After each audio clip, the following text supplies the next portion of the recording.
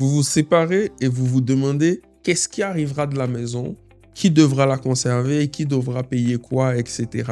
La réponse, elle dépend d'abord d'une chose, donc d'une première question.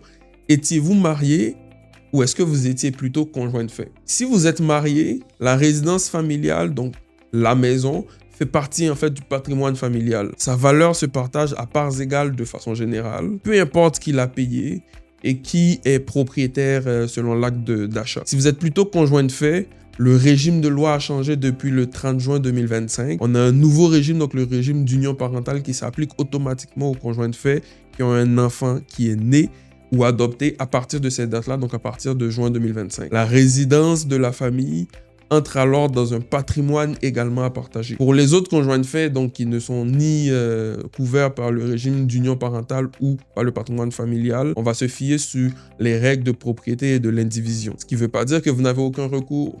Pendant les procédures, le tribunal peut attribuer l'usage de la résidence au parent qui a la garde des enfants, même s'il n'est pas le propriétaire. Avant de partir de la maison, de décider de quoi que ce soit, de signer des documents, de vous engager sur des paiements ou non, le geste qu'il faut faire, c'est appeler un cabinet d'avocats. Avant de partir de la maison, parlez-nous.